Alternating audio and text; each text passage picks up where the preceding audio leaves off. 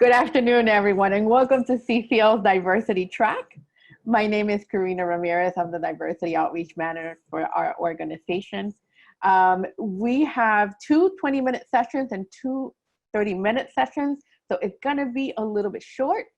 So I'm going to skip what I would normally do for a session like this, which to give a land acknowledgement. So I put it inside my slide for now, but I wanted to introduce to you to Nathaniel Smith, who is the founder and chief executive officer of the Partnership for Southern Equity.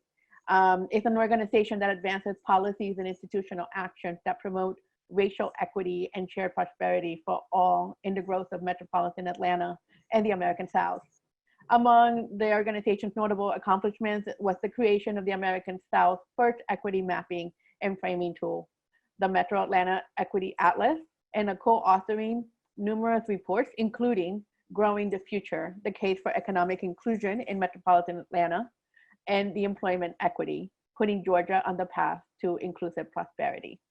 The PSC also has led a coalition of diverse stakeholders to support a 13 million transit referendum that expanded Atlanta metropolitan transit system into a new county for the first time in 45 years.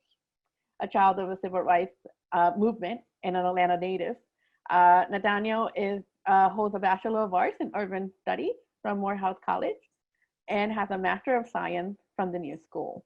It is my pleasure to introduce you to Nathaniel. Nathaniel, you have the floor. Thank you so much for this opportunity. I don't believe that it is by happenstance that I am speaking to the Citizens Climate Lobby today. I am sure that you all have leveraged this opportunity to come together in many great ways to think about how this illustrious organization and its members can begin the process of working to protect our planet, to advance policies that will, of course, lower carbon and all of the other ways that we measure the disparate impacts of our consumption on the planet. And I want to take the time to definitely commend you all for that deep commitment that you have to our planet and to our environment. I would just ask, though, for you to consider one thing. Could we have a truly sustainable society if that society is not just? Can we continue to work as environmentalists or champions for sustainability if we continue to see our fellow human beings continuously oppressed by a system that is connected to the extreme extraction that our planet experiences on a day-to-day basis because of greed and because of consumerism and because of violence? Now, some people on this call may think that I am elevating a partisan conversation, that it is about a D or an R or a C or L, but no. This proposition, it has nothing to do with politics. And what it has to do more than anything with is love or fear of growth versus death, of extraction versus resilience. And we must begin the process of beginning to bring the two together.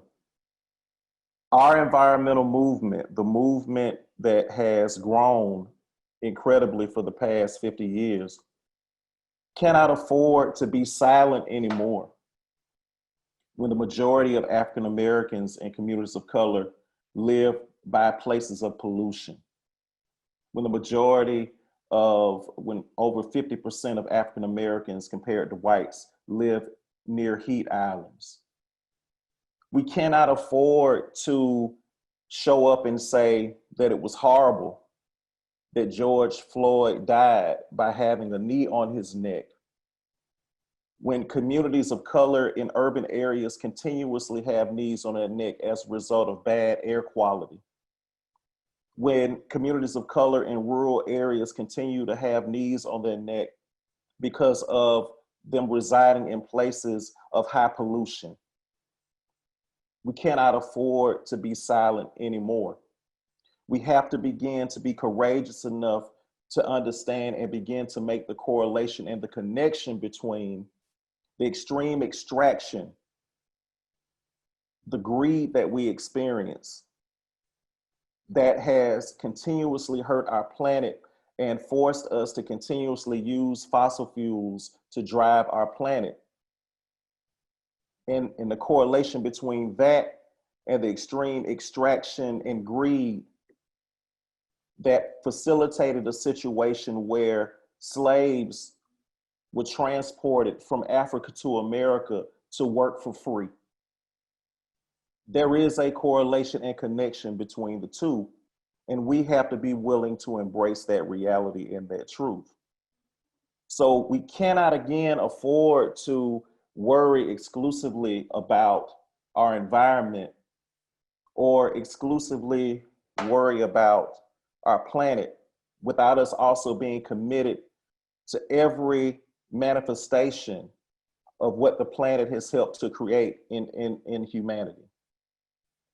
And we're now at a point, we're at a crossroads where we must stand up, we must speak out.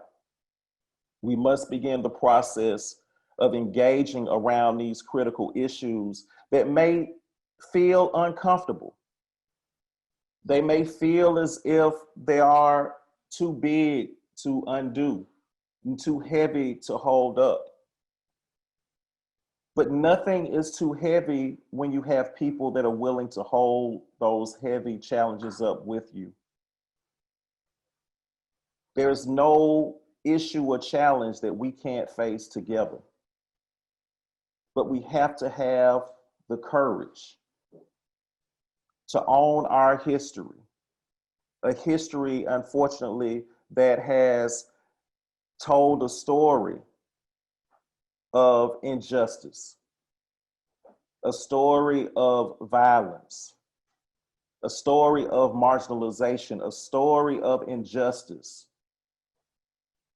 And we have to take that story and the lessons that we've learned from that story and be willing to create a new world where all individuals are considered a part of our ecosystem of love and of renewal.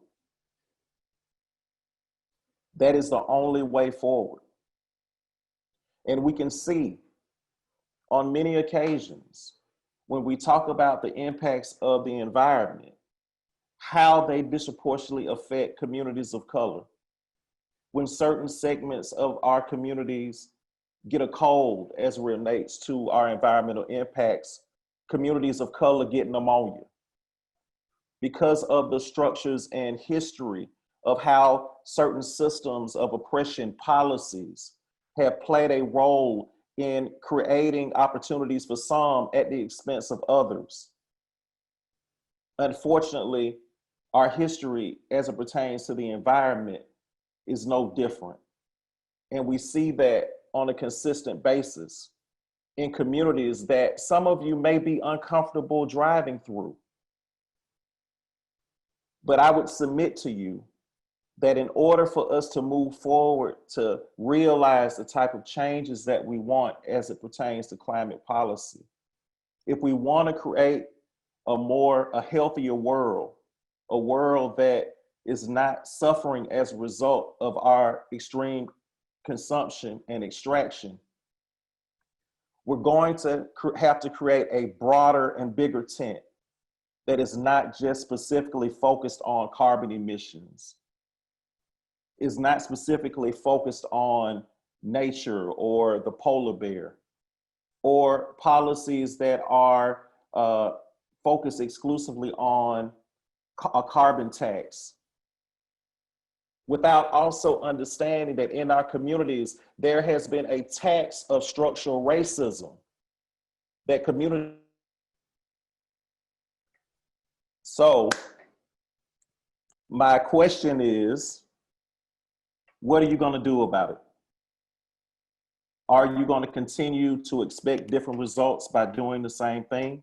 Are you really going to embrace this idea or belief that we will get to the type of successes that we want, the type of world that we want our loved ones to live in by leaving communities behind? Do we honestly believe that we have the political power and acumen to change public policy without the crowds that have been outside for the past few weeks that have been marching for justice?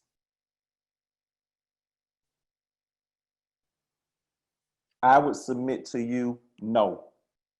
And I would also submit to you that if there's something about this conversation that makes you feel uncomfortable, if there's something about this conversation that makes you feel as if this is not the right path, then I would encourage you to ask yourself why. Because we will not be able to move forward to create a more inclusive world if we're not willing to move forward together. So again, before I close, and I want to make sure that I also lift up the work of the Partnership for Southern Equity and the work that we do around climate justice and energy equity, where we have worked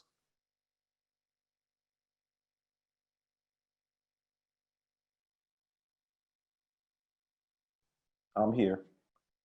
So we work with our various partners of over 30 organizations to advance energy equity and climate justice policies. One of those approaches is engaging the Public Service Commission and working to ensure communities of color are engaged in things like the Integrated Resource Plan or other key decisions. We just organized a national effort around shutoffs to ensure that vulnerable communities are not affected by COVID-19 in ways that will minimize their ability to come back. We also intervened with the development of Plant Vogtle, which is a nuclear power plant that Georgia Power has been working to expand, and working with Early County and the communities that are around that, which are proportionally African American, to try to slow down the expansion of Plant Vogtle. Every other year, we have a conference called the Just Energy Summit, where over 300 and 400 or 400 leaders come from all over the country to talk about racial equity and climate and energy equity. We're working with the Atlanta University Center, which is the largest conglomerate of HBCUs in the country, to develop a solar grid and a solar strategy whereby the HBCUs can actually benefit from clean energy. All of this work is critical, and we just recently began an effort called Keep That Same Energy, where we're beginning to work with students at historically Black colleges and universities and other traditional schools to begin to organize a youth agenda around energy equity and climate justice. And last but certainly not least, you cannot expand the movement without expanding the ecosystem. And for us, we believe in that deeply. And so we have a leadership development program called the Just Energy Academy, where leaders from all over the Southeast come together and to learn about how to engage in key energy equity issues. So for us, it is critical. But we also understand that even though that part of the Partnership for Southern Equity is important, that it must be connected to other issues. We must learn how to connect the dots and be intersectional in the work that we do. The vulnerable communities that we care about don't have a jobs problem on Monday, or a climate problem on Tuesday, and an education problem on Wednesday, or a health problem on Thursday. They have those problems every day. And if you are going to engage those communities, you have to be willing to meet those communities where they are. And so again, I invite you to become a deeper champion for racial equity, not just because the times are calling you to do it, but because it is one of the key pathways towards advancing an agenda that will realize a more clean and resilient and regenerative world. So I will stop there. Again, I appreciate and am always thankful for the opportunity to spend some time with the members of the Citizens Climate Lobby. I wish you well, and I look forward to seeing you all out there on the battlefield. Thank you so much. Thank you so much, Nathaniel. We appreciate taking time to come and address us today. We are at 2:17. I wanted to, I know you mentioned when we talked previously about the Energy Leadership Program. Is that something that members can sign up? Like, how do we get more information about that? Yeah, sure. So it's a free leadership program. We are actually going through our second cohort now. Of course, we've had to change it because of COVID-19. So a lot of the curriculum is being provided online now. But we've had, of course, our primary focus is, of course, on people who are from the South. And so for folks who live in the South who are interested in applying, I would just encourage you to go online to our website at www.psequity.org and go to our Just Energy link, and it'll take you to the website that we have for the Just Energy Academy, and it's free. And all you have to do is apply, and if you get selected, you will have a chance to participate. And so I would definitely invite you all to apply if you're interested. Thank you so much. We appreciate that. We are at 1 minute. So there's once again, thanks Nathaniel for addressing us today. We appreciate your time, and we're going to be sharing your information with a lot of our members through our community portal so they can go and visit and hopefully participate in the program. Well, thank you so much, and have a great remainder of the conference. Thank you so much. Thank you. Take care. Thank you. Thank you for listening to this episode of Citizens Climate Lobby's training program. You can tune into more episodes anywhere podcasts are available. Inspired by what you heard today? Join Citizens Climate Lobby to advocate for bipartisan climate solutions. Go to community.citizensclimate.org to find more trainings, resources, your local chapter, national action teams, discussion forums, and more. Be sure to like our Facebook page and follow us on Twitter and Instagram at Citizens Climate. We also invite all of our listeners to subscribe to our YouTube channel for more inspiration. And together, we are creating the political will for a livable world.